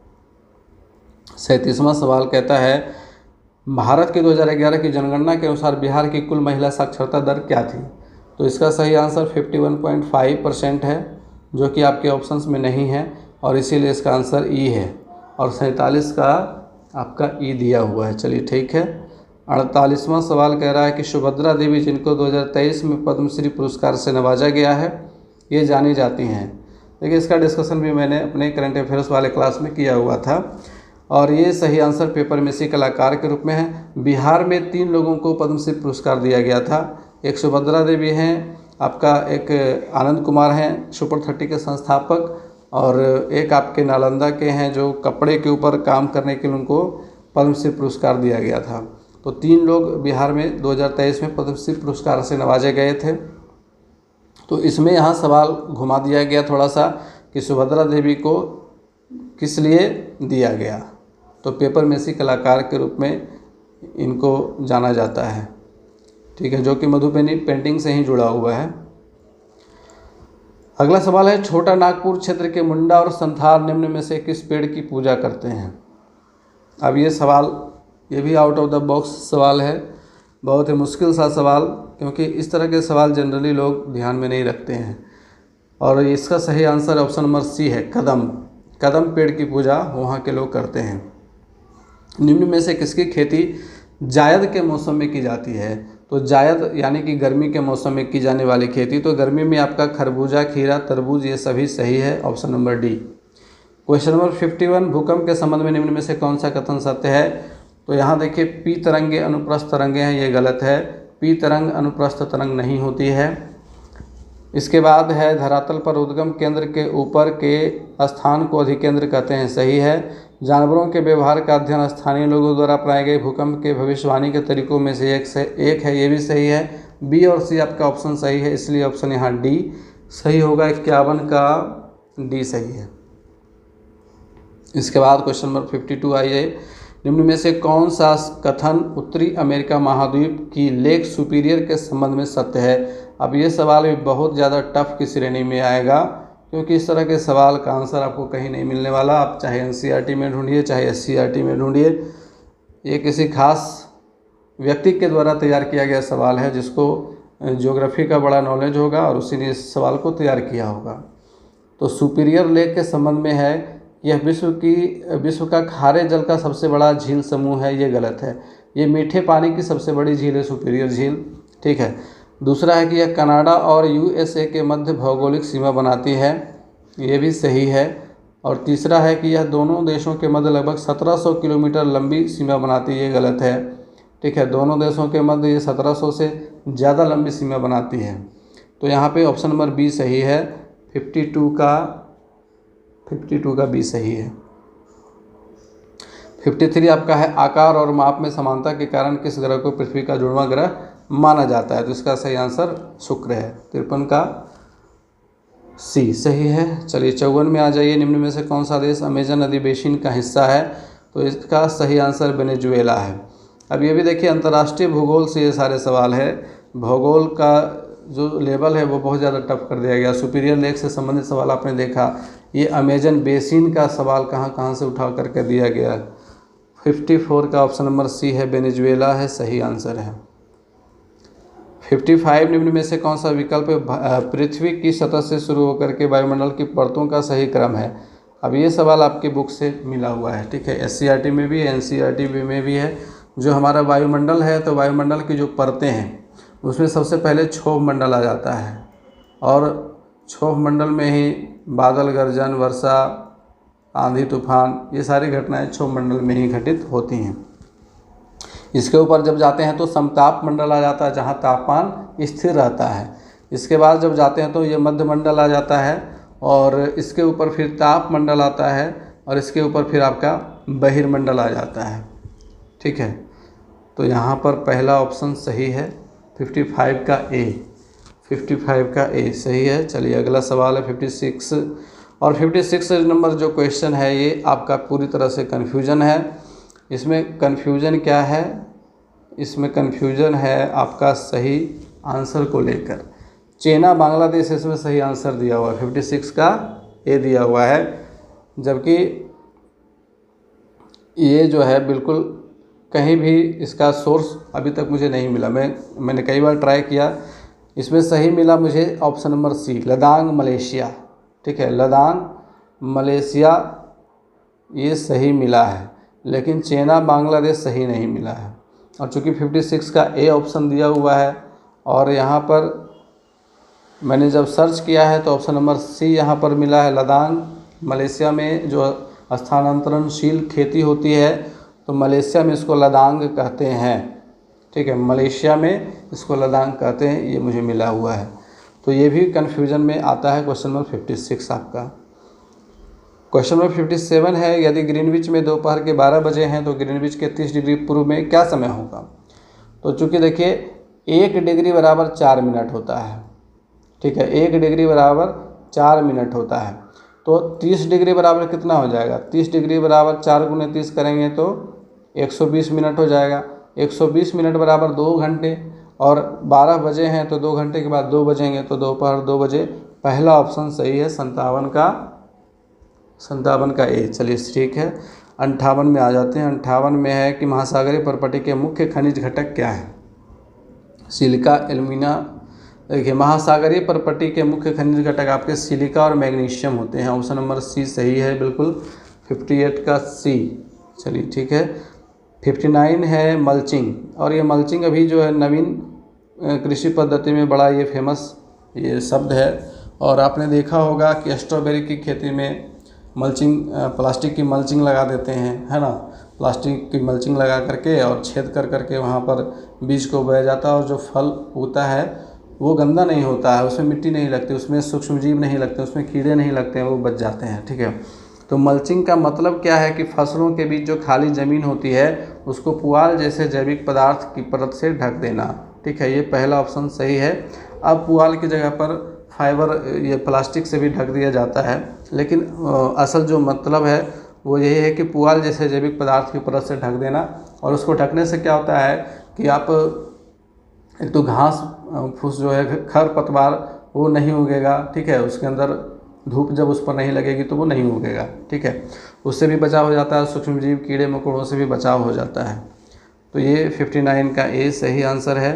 60 भारत के खनिज तेल यानी कि पेट्रोलियम उत्पादक क्षेत्र और इसकी अवस्थितियों का सही युग्म क्या है? तो इसका तो तीनों ही सही है, 60 का डी। हाँ, सुरमा घाटी असम में है, लूने क्षेत्र गुजरात में है, केजी बेसिन बंगाल की खाड़ी में है। ये तीनों ही ऑप्शन सही हैं। क्वेश्चन नंबर 61, जवाहरलाल नेहरू की अस्थायी सरकार में श्रम मंत्री कौन थे? जगजीवन राम थे। सी ऑप्शन सही है, जगजीवन राम भारत के अस्थायी सरकार, जो उसमें जवाहरलाल नेहरू की अस्थायी सरकार थी, यानी कि पहली जो सरकार थी उसमें श्रम मंत्री ये जगजीवन राम जी थे। 1918 के किस महीने में चंपारण कृषि कानून यूरोपीय नील बगान के स्वामी के विरुद्ध पारित हुआ था? 1918 के किस महीने में? तो ये देखिए 1918 के किस महीने में लागू हुआ था चंपारण कृषि कानून एक्ट? तो इसका 62 का आंसर जो है वो ई दिया हुआ है, उपरोक्त में से कोई नहीं। और ये बिल्कुल सही है, क्योंकि 1918 का ये जो चंपारण कृषि कानून था ये आपका 1919 में जाके लागू हुआ था। ठीक है, और आपका मार्च या अप्रैल महीना था, 1919 में जाके लागू हुआ था। 1918 में ये पारित नहीं हुआ था, 1919 में पूरी तरह से पारित हुआ था। 63 में आ जाइए, निम्न में से कौन सा कथन सही है? A bunch of old letters का लेखन डॉक्टर राजेंद्र प्रसाद ने किया था। ये गलत है। इसका लेखन पंडित जवाहरलाल नेहरू ने किया था। व्यक्तिगत सत्याग्रह में ब्रह्मदत्त दूसरे सत्याग्रही थे, ये भी गलत है। सुभाष चंद्र बोस ने द इंडियन स्ट्रगल का लेखन किया था, ये सही है। तो 63 का सी सही दिया हुआ है। 64 बिहार की किस जनजाति ने कांग्रेस के गया अधिवेशन में भाग लिया था? अब ये सवाल भी देखिए अपने आप में बहुत ज़्यादा टफ सवाल है। और बिहार के किस जनजाति ने कांग्रेस का जो गया अधिवेशन हुआ था ये 1922 ईस्वी में हुआ था। और उस टाइम पे इस सम्मेलन में भाग लेने के लिए टाना भगत गए थे, ठीक है, टाना भगत गए थे। और टाना भगत उरांव जनजाति से संबंध रखते थे, इसीलिए यहाँ पर ऑप्शन नंबर ए हो जाएगा उरांव सही। 65 आपका है, निम्न युग्मों में से कौन सा सही सुमेलित नहीं है? तो एडवोकेट ऑफ इंडिया दादा भाई नौरोजी, यंग इंडिया महात्मा गांधी, ये सही है। इंडियन स्पेक्टेटर सुरेंद्रनाथ बनर्जी, ये भी गलत है और ये भी गलत है, ये दोनों ही सही सुमेलित नहीं हैं। वैसे इसका सही सुमेलन क्या होगा, मतलब कि एडवोकेट ऑफ इंडिया, इसके सही वास्तविक लेखक कौन थे या प्रकाशक कौन थे? क्योंकि देखिए यंग इंडिया महात्मा गांधी के द्वारा निकाली जाने वाली पत्रिका थी, ठीक है। लेकिन एडवोकेट ऑफ इंडिया मैंने बहुत ज़्यादा सर्च किया लेकिन मुझे नहीं मिला। इंडियन स्पेक्टेटर मुझे मिला। इंडियन स्पेक्टेटर के सुरेंद्रनाथ बनर्जी नहीं थे, बल्कि इनका नाम क्या था, बेहराम जी मालाबारी था। बेहराम जी मालाबारी इंडियन स्पेक्टेटर, ठीक है। तो यहाँ पे सही सुमेलित नहीं है, तो ए भी नहीं है, सी भी नहीं है, तो इसीलिए ऑप्शन इसका डी होना चाहिए। 65 का डी सही है। 66 में कहता है 1938 में किसकी अध्यक्षता में राष्ट्रीय योजना समिति की स्थापना की गई थी? तो ये पंडित जवाहरलाल नेहरू की अध्यक्षता में इसकी स्थापना की गई थी। 66 का सी। 67 है, महात्मा गांधी एंड बिहार सम रेमिनेंसेस पुस्तक के लेखक कौन थे? ये डॉक्टर राजेंद्र प्रसाद की लिखी हुई किताब है, ठीक है। 67 का बी सही है। किस आंदोलन के प्रभाव में आकर बिहार के लोगों ने चौकीदार कर देने से इनकार कर दिया था? ये सविनय अवज्ञा आंदोलन होगा। 68 का बी। वह महिला स्वतंत्रता सेनानी कौन थी जो स्वतंत्रता आंदोलन की वयोवृद्ध महिला के नाम से विख्यात थी? ये अरुणा आसफ अली, ये सही आंसर है। 69 का ए। 70 का है, किस स्थान पर बीजी तिलक ने, बाल गंगाधर तिलक ने होम रूल लीग की स्थापना 1916 में की थी? होम रूल लीग की स्थापना पूना में की गई थी, ठीक है, 1916 ईस्वी में, और इसके संस्थापक बाल गंगाधर तिलक थे। अब ये क्वेश्चन नंबर 71 में आ जाइए। 71 का आंसर दिया हुआ है डी। हुंकार हिंदी साप्ताहिक पत्रिका के प्रकाशन से कौन संबंधित थे? तो हुंकार जो है ये सहजानंद सरस्वती से संबंधित है, ठीक है। हुंकार पत्रिका के बारे में मैंने जब रिसर्च किया तो सहजानंद सरस्वती का नाम ही मुझे मिला। यमुना कारजी और राहुल सांस्कृत्यायन का नाम नहीं मिला है। तो क्वेश्चन नंबर 71 भी आपका जो है वो कन्फ्यूजन है, इसमें भी कन्फ्यूजन है, इस पर भी आप ऑब्जेक्शन कर सकते हैं। लेकिन इसके लिए आपको ऑथेंटिक सोर्स ढूंढना पड़ेगा, एनसीईआरटी के बुक में ढूंढना पड़ेगा, जो कि क्लास 10 तक मैंने ढूंढा है, उसमें तो नहीं मिला है। अब 12th में ढूंढने के बाद देखता हूँ, अगर मिल जाएगा तो मैं पोस्ट करूँगा इसको। 72 किस अंग्रेज सैन्य अधिकारी ने झांसी की रानी को यह कहते हुए श्रद्धांजलि दी थी कि यहाँ वह औरत सोई हुई है जो विद्रोहियों में एकमात्र मर्द था? ये जनरल ह्यूरोज ने कहा था। 72 का ए है सही आंसर। चलिए 73 में आ जाते हैं। सूची 1 को सूची 2 से सुमेलित कीजिए और सूचियों के नीचे गरीबी हटाओ, गरीबी हटाओ इंदिरा गांधी ने नारा दिया था, ठीक है, इंदिरा कांग्रेस। लोकतंत्र बचाओ ये जनता दल का नारा था। जोतने वाले को भूमि ये वाम मोर्चा, और तेलुगुओं के स्वाभिमान की रक्षा ये एनटी रामाराव का नारा था। तो ये आपका सही आंसर कौन सा हो जाएगा? जोतने वाले को भूमि, सी का ए। बी ऑप्शन सही होगा। तो इसका क्वेश्चन नंबर कौन सा है? 73 बी सही है। निम्न में से कौन सा रूसी क्रांति तथा यूएसएसआर के प्रभाव के तहत निर्मित हुआ था। रूसी क्रांति तथा यूएसएसआर यानी कि सोवियत संघ के प्रभाव के तहत निर्मित हुआ था। तो इसमें देखिए द कमिंट्रन, ये जो कमिंट्रन है इसका तो फैक्ट मिल गया, कमिंट्रन, और इसका प्रभाव ये द ग्रेट ब्रिटेन का साम्यवादी दल कम्युनिस्ट पार्टी के रूप में भी सामने आया था। इसीलिए इसका आंसर जो है वो 74 का डी दिया हुआ है। ठीक है। 75 का किसने कहा अपनी राष्ट्रीय पहचान की उपेक्षा भारत की समस्याओं का मूलभूत कारण है? ये दीनदयाल उपाध्याय जी का कहना था। तो 75 का ऑप्शन नंबर ए सही है। 76 निम्न में से असहयोग आंदोलन में भाग लेने वाले खेतिहरों की प्रमुख मांग कौन सी थी? राजस्व में कमी, बेगार का उन्मूलन, वन क्षेत्रों में अपने पशुओं को चराने, ईंधन की लकड़ी तथा फल इकट्ठा करने हेतु खेतिहरों का प्रवेश खोलना। ये तीनों ही मांगे की गई थी। तो डी ऑप्शन यहाँ पे सही हो जाएगा। 77 है मॉन्टेस्क्यू ने सरकार के अंतर्गत विधायिका, कार्यपालिका और न्यायपालिका के मध्य शक्तियों का विभाजन निम्न में से अपनी किस पुस्तक में प्रस्तावित किया था? The spirit of the laws ये किताब का नाम था। चलिए अगला सवाल, निम्न में से ब्रिटिश शासन के दौरान भारतवर्ष के अंतर्गत निर्वनीकरण का कौन सा मुख्य कारण था? निर्वनीकरण यानी डिफॉरेस्टेशन यानी कि जंगलों का विनाश कर सकते हैं, जंगलों की कटाई कर सकते हैं। तो रेलवे के मार्गों पर स्लीपर की मांग को पूरा करना तथा शाही नौसेना के लिए इमारती लकड़ी की आपूर्ति करना सही है। नियोजित वनों की मांग को पूरा करना तथा चाय एवं कॉफ़ी का वृक्षारोपण करना ये भी सही है। विस्तारित खेती की मांग को पूरा करने के लिए भूमि को उन्नत करना। इन तीनों ही वजहों से जंगल की बहुत ज़्यादा कटाई हुई थी और 78 का डी होगा और 78 का डी आंसर दिया हुआ है। भारत की किस संस्था का आदर्श वाक्य है धर्मो रक्षति रक्षितः? कानून तभी रक्षा करता है जब उसकी रक्षा की जाती है। तो ये जो है आपका रॉ का है। ठीक है, रॉ का ये आदर्श वाक्य है, यानी कि आपका अनुसंधान और विश्लेषण wing, research and analytical wing और रॉ, इसी का ये आदर्श वाक्य है। ठीक है, आपका ये भारत का सर्वोच्च न्यायालय का दूसरा है। भारत का सर्वोच्च न्यायालय का मैंने लिखा था, भारत के सर्वोच्च न्यायालय का आपका है सतो धर्मस्ततो जयः, सतो धर्मस्ततो जयः, ये आपका भारत के सर्वोच्च न्यायालय का वाक्य है। और धर्मो रक्षति रक्षितः ये आपका रॉ का वाक्य है।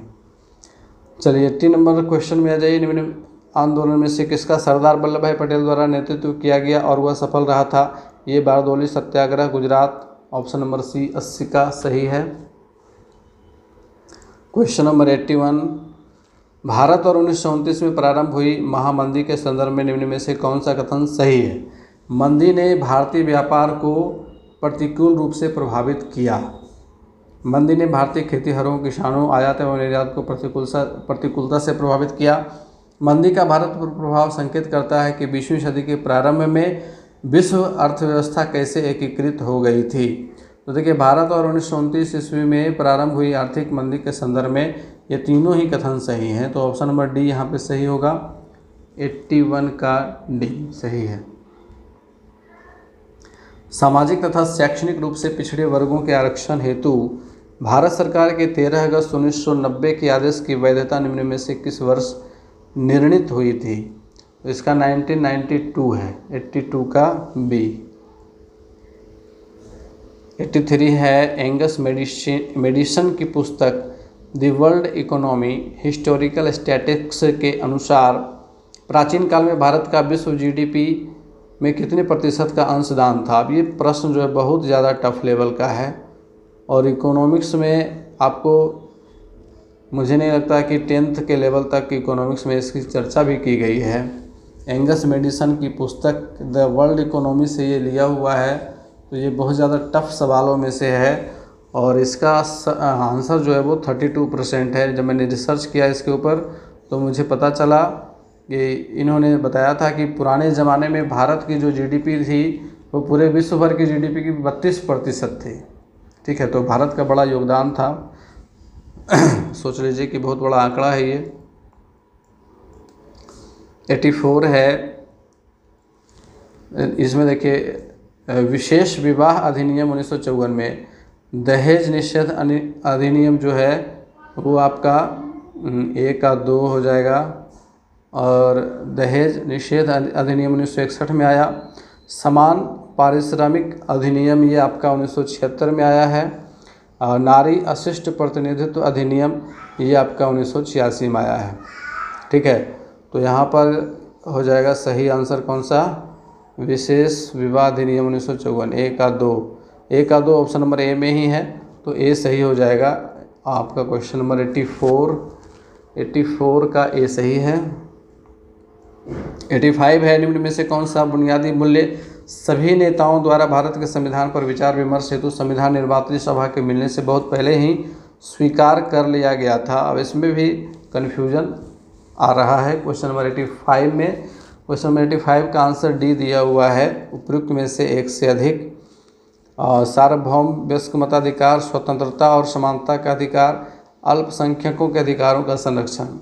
अब कहता है कि इनमें से कौन सा बुनियादी मूल्य सभी नेताओं द्वारा भारत के संविधान पर विचार विमर्श हेतु संविधान निर्मात्री सभा के मिलने से बहुत पहले ही स्वीकार कर लिया गया था कि ऐसे मूल्य को हम संविधान में शामिल करेंगे ही करेंगे। तो इसमें सार्वभौम वयस्क मताधिकार होना चाहिए और स्वतंत्रता और समानता का अधिकार। ठीक है, उस टाइम पे अल्पसंख्यकों के अधिकारों के संरक्षण से संबंधित बातें नहीं थी, लेकिन ये 1 और 2 ये 2 हो सकता है, और इसीलिए इसका आंसर डी दिया हुआ है। इस पर चैलेंज मत कीजिएगा, ये सही है। ठीक है, क्वेश्चन नंबर 85 का डी सही है। 86 है, पुस्तक the beautiful tree indigenous Indian education in the 18th century किसने लिखी। ये धर्मपाल के द्वारा लिखी गई किताब का नाम है। भारतवर्ष के संविधान की प्रस्तावना में बंधुत्व निम्न में से मुख्यतः किसे आश्वासित करता है। बंधुत्व यानी कि भाईचारा। तो भाईचारा व्यक्ति की गरिमा से संबंधित है, देश की एकता एवं अखंडता से भी संबंधित है, नागरिकों के न्याय, उनकी स्वतंत्रता एवं समानता से भी संबंधित है। ये ऐसा बीपीएससी का मानना है, और इसीलिए उसने आंसर डी दिया है। 87 का डी दिया हुआ है। ठीक है, बंधुत्व का मतलब भाईचारा होता है। और अगर हम देखें संविधान की प्रस्तावना में, संविधान की प्रस्तावना की बात चूँकि की जा रही है, तो व्यक्ति की गरिमा ऑलरेडी वहाँ पर लिखा हुआ है, देश की एकता एवं अखंडता ऑलरेडी लिखा हुआ है, नागरिकों के न्याय, उनकी स्वतंत्रता एवं समानता। तो न्याय, स्वतंत्रता एवं समानता ये सारी बातें लिखी हुई हैं। ये बंधुत्व अलग से भी लिखा हुआ है। तो बंधुत्व का मतलब भाईचारा होता है, यानी कि हम आपस में मिलजुल करके रहें। तो यहाँ पे होना चाहिए था उपयुक्त में से कोई नहीं, जबकि यहाँ पर दिया हुआ है डी। अब देखिए अर्थ लगाने वाला डी भी लगा सकता है, क्योंकि बंधुत्व को हम एक बड़े स्तर पर जब देखते हैं तो वह कहीं ना कहीं व्यक्ति की गरिमा से भी जुड़ा हुआ है। जब हम आपस में बंधुत्व की भावना रखेंगे तभी हमारी गरिमा बरकरार रहेगी। देश की एकता एवं अखंडता से निश्चित रूप से जुड़ा हुआ है। ठीक है, जब हम अपने आपस में भाईचारा नहीं, क्योंकि भारत एक विविधताओं का देश है, विभिन्न धर्म संप्रदाय के लोग एक साथ रहते हैं, और अगर हम अपने देश की एकता और अखंडता को बनाए रखना चाहते हैं तो हमें अपने आपस में जितने भी धर्म हैं, संप्रदाय हैं, उनमें बंधुत्व की भावना का विकास करना ही है। ठीक है, तो इसीलिए ऑप्शन नंबर डी सही है, इसके ऊपर भी चैलेंज नहीं करना है, सही आंसर है। इनमें से किसने कहा भारतीय न्यायपालिका विलासी मुकदमेबाजी से ग्रसित है। ये एन.वी. रमन्ना जो भारत के चीफ जस्टिस हुए थे, उनका ये स्टेटमेंट था। मैंने जब रिसर्च किया था तो मुझे मिला था 88 का सी होगा, 88 का सी सही है। 89 का क्या हो जाएगा, निम्न में से कौन सा पारिस्थितिकी तंत्र में गैसीय जैव भू रासायनिक चक्र नहीं है। तो गैसीय फास्फोरस नहीं है, ऑक्सीजन आपका गैसीय है, नाइट्रोजन गैसीय है, फास्फोरस गैसीय नहीं है। ठीक है, तो ये आपका पहला ऑप्शन सही है। उसके बाद है निम्न में से कौन सा जीव क्लोरोफिल की उपस्थिति में सूर्य के प्रकाश का उपयोग करके अकार्बनिक पदार्थों को कार्बनिक यौगिकों में परिवर्तित करता है। तो ये स्वपोषी हो जाएगा। यहाँ पे 90 का आपका डी दिया हुआ है, जो कि बिल्कुल गलत है, क्योंकि क्लोरोफिल की उपस्थिति यहाँ पर दिया हुआ है आपके सवाल में, और क्लोरोफिल केवल और केवल स्वपोषी में होते हैं, यानी कि हरे पेड़ पौधे में होते हैं, हरे पेड़ पौधे में होते हैं। इसके ऊपर डेफिनेट रूप से चैलेंज करना है, इसमें कोई शक नहीं है कि यह जो आंसर जारी किया गया यहाँ पे वो गलत है, 100% गलत है, क्योंकि यहाँ पे आपने स्पष्ट कर दिया कि क्लोरोफिल की उपस्थिति में सूर्य के प्रकाश का उपयोग करके अकार्बनिक पदार्थों को कार्बनिक यौगिकों में परिवर्तित करता है। तो वो स्वपोषी का काम है, जीवाणु या फिर जंतु का काम हो ही नहीं सकता है, क्योंकि किसी भी जीवाणु में, किसी भी जंतु में क्लोरोफिल उपस्थित नहीं होता है। ठीक है, चलिए 91 में आ जाइए। निम्न में से किसके पास उच्च ऊर्जा स्तर और छोटा तरंग दैर्घ्य है? तो ये आपका पराबैंगनी विकिरण में होता है, ये सही है। 91 का बी सही है। 92 में आ जाइए। प्रत्येक पोषी स्तर पर गैर अपघटनीय रसायनों के लगातार रासायनिक संचय की प्रक्रिया को किसके रूप में जाना जाता है? ये जैविक आवर्धन के रूप में जाना जाता है। 92 का ए सही है। 93 में आ जाइए। जनसंख्या की वहन क्षमता किसके द्वारा निर्धारित की जाती है? यह सीमित संसाधन के द्वारा निर्धारित की जाती है। 93 का सी सही है। देखिए, जनसंख्या की वहन क्षमता सीमित संसाधनों के द्वारा ही निर्धारित की जाती है। कितनी कैपेसिटी हम अपने पॉपुलेशन को रख सकते हैं, या उसके ऊपर क्या भी कुछ हो सकता है, उसकी आवश्यकताओं की पूर्ति कैसे होगी, तो उसके ऊपर जो हमारे संसाधन हैं उसी से हम उसको निर्धारित कर सकते हैं। मेथेमोग्लोबिनेमिया निम्न में से किससे दूषित पानी पीने के कारण होता है? ये नाइट्रेट से दूषित पानी पीने के कारण होता है। 94 का ए सही आंसर है। 94 का ए, 94 का डी दिया हुआ है। अब यहाँ पर 94 का भी डी दिया हुआ है, जो कि नाइट्रेट मिला था मुझे। नाइट्रेट सही ऑप्शन है।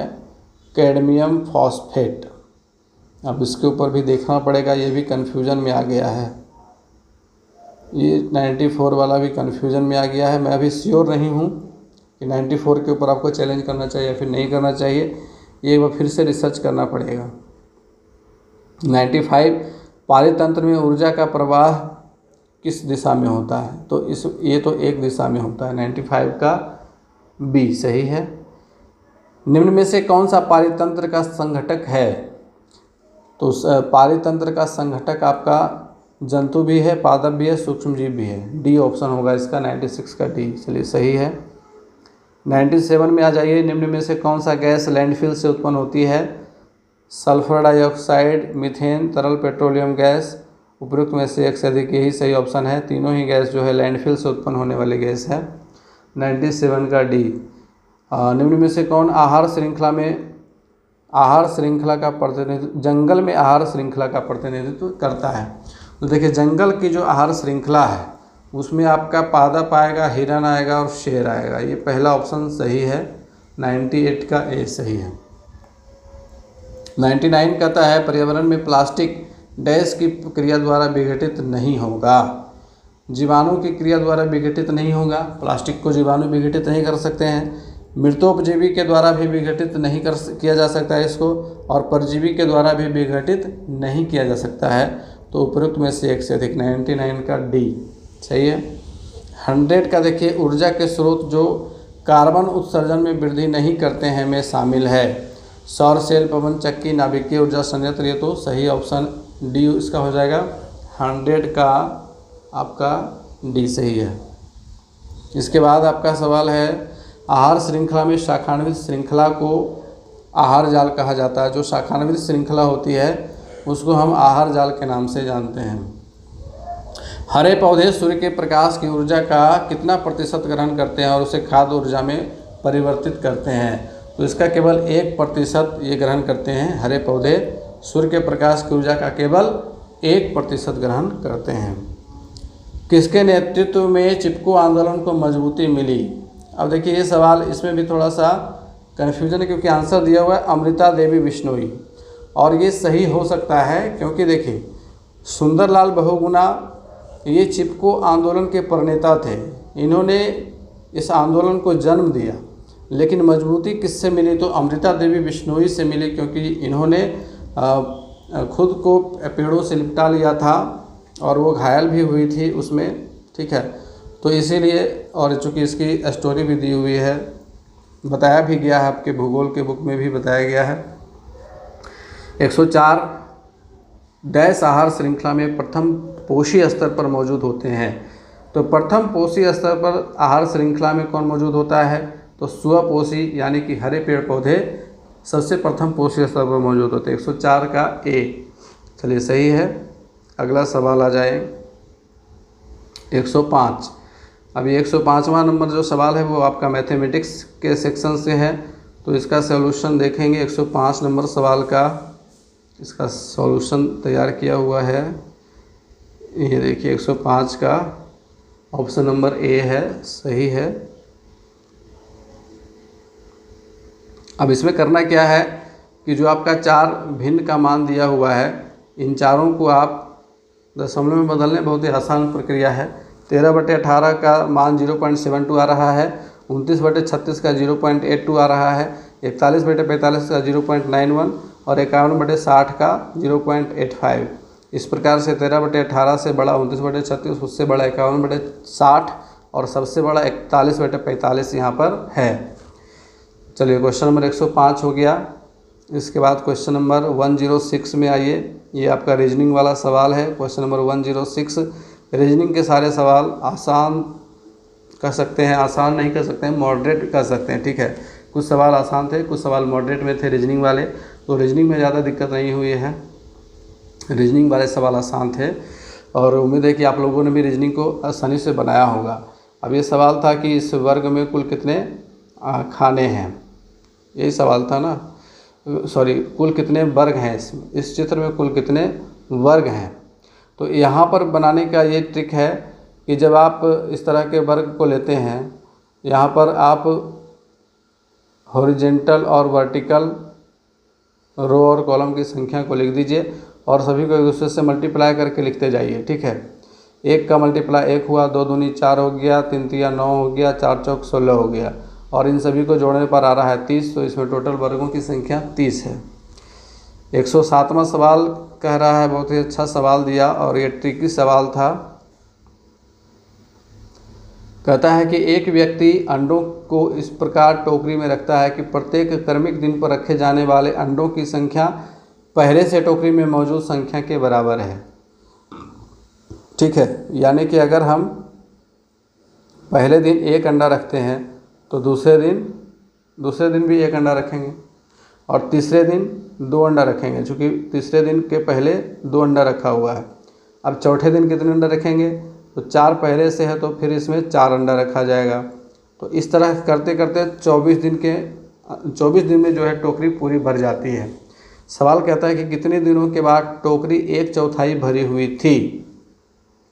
तो 1/4 भरी हुई थी का मतलब है कि अगर हम चलते हैं 22वें दिन 1/4 भरी हुई थी और 23वें दिन 1/4 फिर से जोड़ दिए, ठीक है।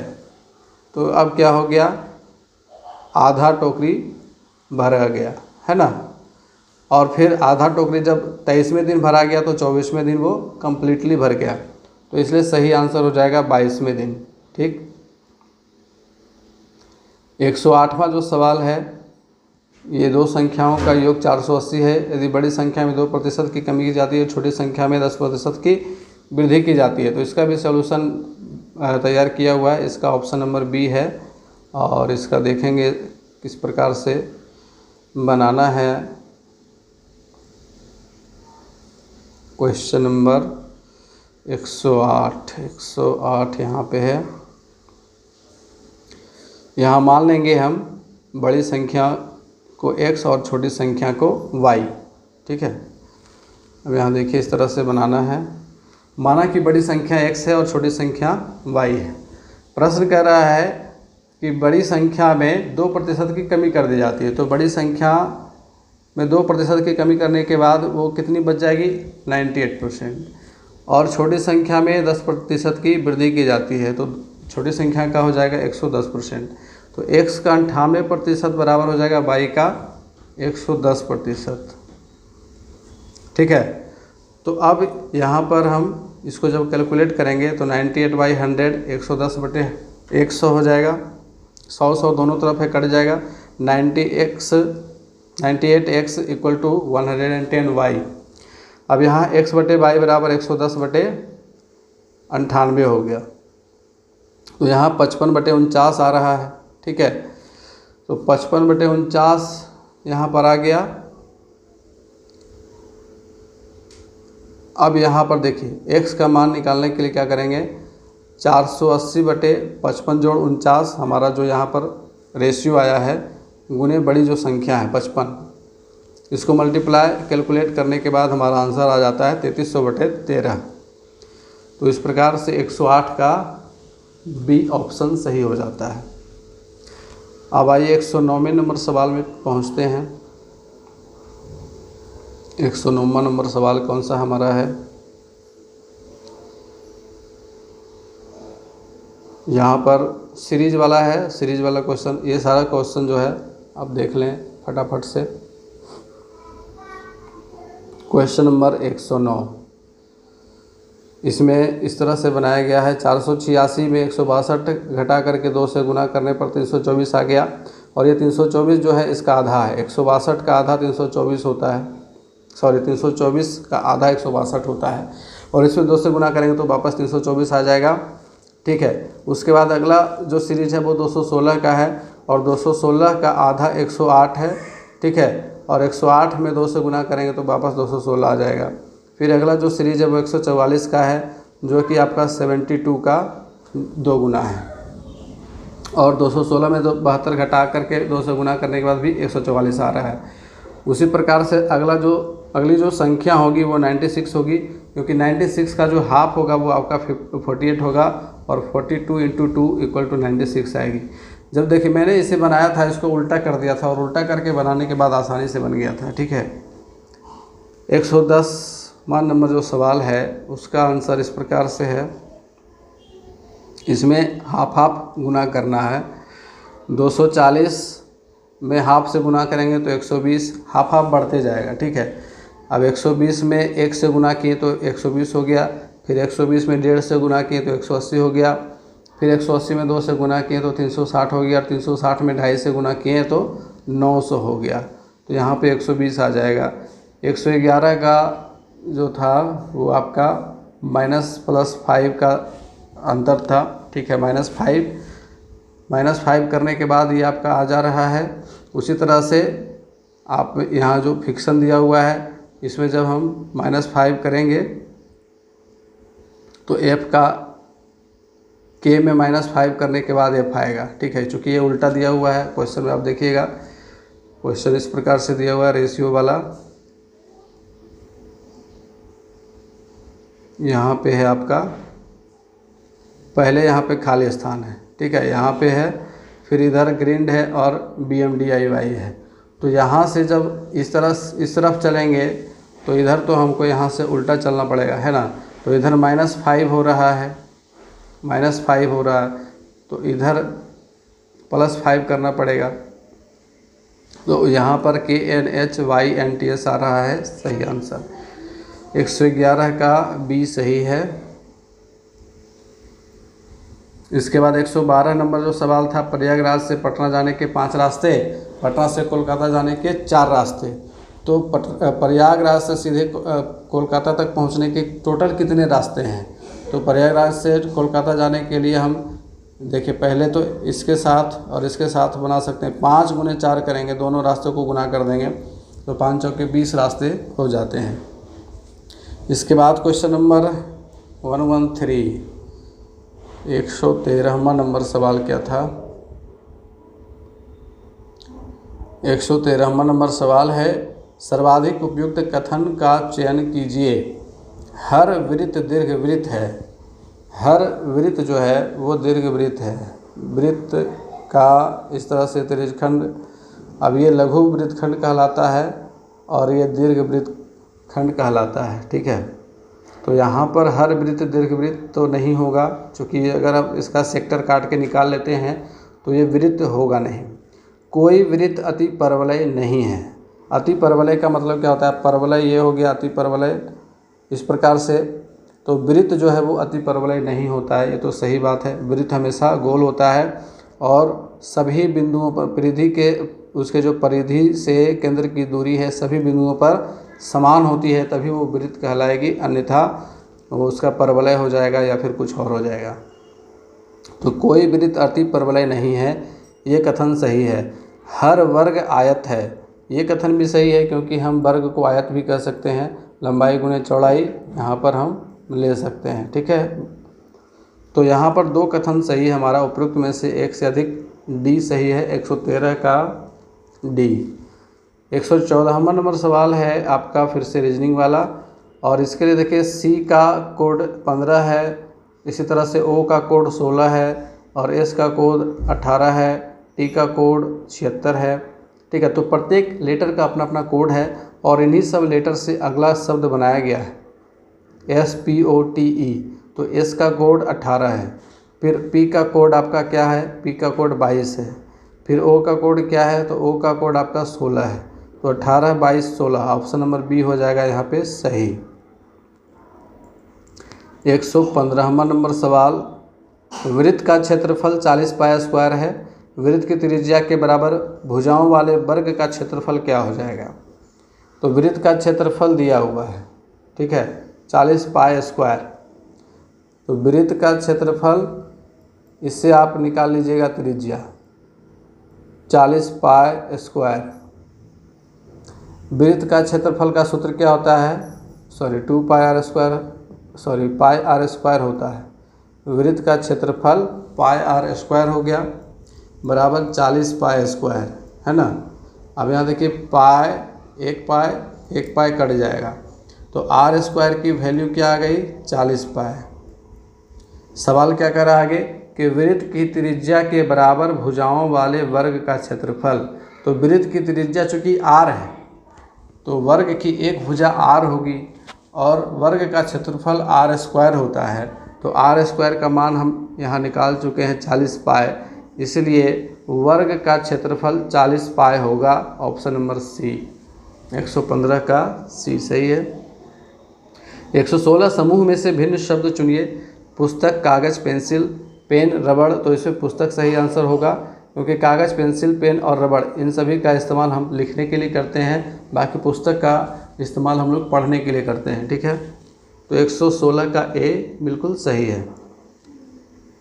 117 में आ जाए तो ए का मान 1 दिया हुआ है। अब देखिए ए की जो वैल्यू होती है वो 1 होती है और इसका मान भी 1 दिया हुआ है। डी की वैल्यू 2 दी हुई है और डी का मान भी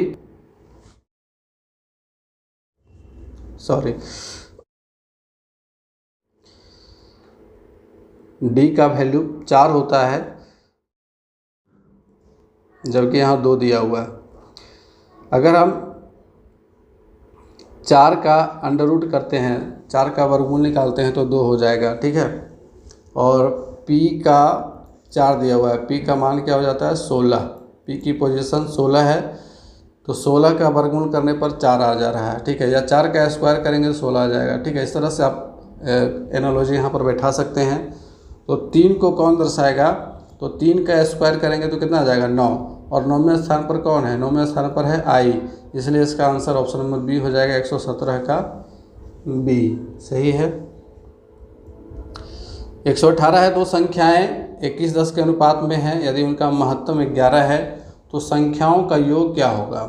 अब देखिए संख्याओं का अनुपात 21 10 है और उन दोनों का महत्तम 11 है, तो दोनों में हम 11 से गुना करेंगे ऊपर नीचे, तो यहाँ पर कितना आ जाएगा 21 गुने 11 210 और 21 210 और 21 231 बटे 110।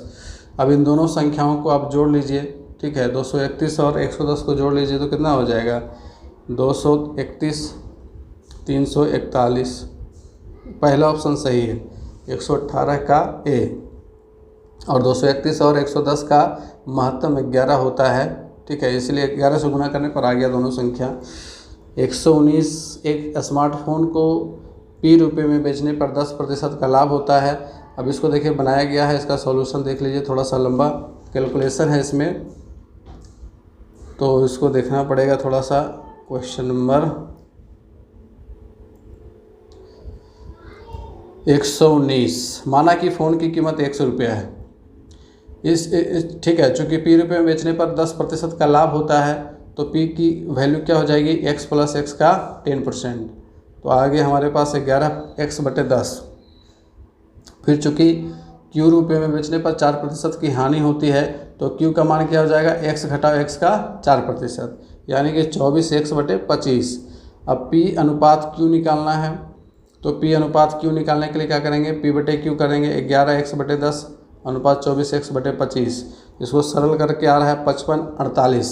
ठीक है, अब देखिए यहाँ पर BPSC के इस प्रश्न में क्या ट्रिक लगाया गया है वो आपको दिखाता हूँ।